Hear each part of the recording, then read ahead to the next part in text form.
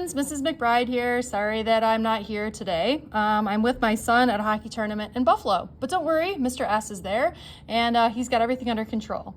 So I just wanted to refresh your memory that the last time I saw you, we were out near the fire drill lanes and we were taking some data. So maybe your data looks like this, or maybe your data looks like this, okay? And what you are doing is on this graph, you are graphing distance versus time. Okay, so use this set of axes for the first 3 experiments. So again, I want this set of data on there, then this set of data, and then this set of data. Again, Mr. S, please feel free to stop and pause the video if you need to. Okay, now how will I know if I have 3 graphs on there, which one is which? Well, I want you to grab some colored pencils that are at the front of the room, and I want you to make a little key, okay?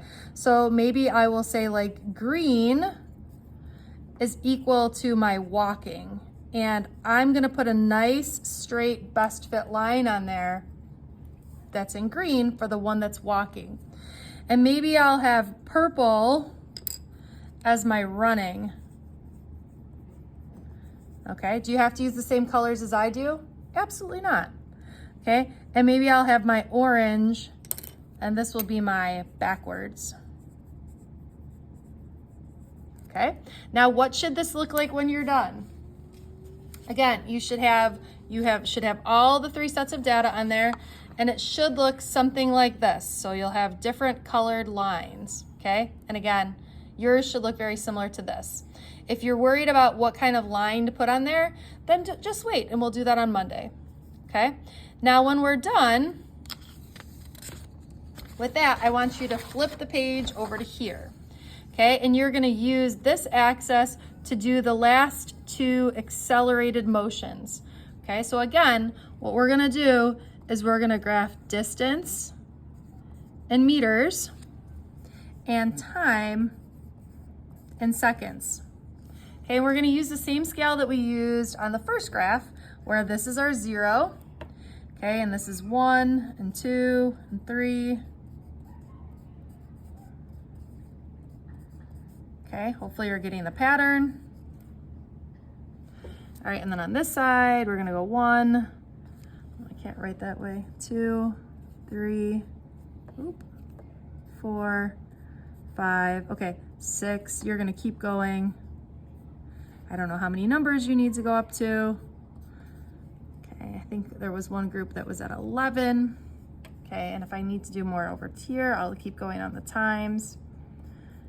Okay, if you have a graph, if you have a piece of data that doesn't fit on this graph, don't worry about it, okay? And what you're gonna do is, again, you're gonna graph this, okay? And again, you're gonna use your 2 different colors. One of these, so maybe in green, we have one that's for the acceleration, and maybe in blue, oh, you know, it would help if that was on camera. Okay, maybe the blue will be our deceleration. Okay, and again, you don't have to put lines on here, okay, but you don't connect the dots. Okay, but when you're done, it should probably look a little something like this. If not, we'll take a look at it on Monday. Okay. Once you have your graphs made, there are a couple of questions here. All right. Mr. S, please pause the video and we're going to talk about what are the answers to these questions. So when everybody is ready to talk about the answers, start this video up again. Okay. Hopefully everybody's made their graphs. So in physics, why do we graph things? Okay, we graph things because the slope tells us something. Okay, the slope is how steep or how not steep our graph is. Okay, in this case, when we graph distance versus time, the slope represents the velocity or the speed. Okay, it tells us how fast or how slow we're going. So you should see that your running graph is steeper. Okay, so like steeper, and your walking graph should have a skinnier slope. Okay. Now, I want you to know what each of these types of graphs should look like, okay? If you are just walking, okay, the graph should look something like this, I want you to write this right on your paper. Okay, a nice line that goes in this direction. Okay, if you are running, the slope should be steeper. So we should get something, again, also a straight line, kind of a slant, but it should have a steeper slope because it has a higher velocity or speed.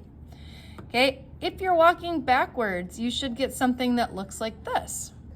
Okay, we started out at a far distance, and as time went on, we came to a closer distance. Okay, you guys are just copying these. All right, and then if you're accelerating, we get this kind of swoopy motion here. And if you're decelerating, we get this swoopy motion here. Okay, and then it really just have one question for you to answer, and then this is who is faster? Who has a greater velocity or speed? Person A or person B? Okay, if you finish early, okay, if you finish all of this early, what I'd like you to do is check your grades on Infinite Campus and see if you are missing anything, if you're missing any assignments, okay, or any assignments are not perfect 10 out of 10, you can work with Mr. S, and he should be able to give you those assignments and you can get working on those, okay? Again, I'm sorry that I wasn't here, and I hope to see all of you on Monday. Have a great weekend. Bye.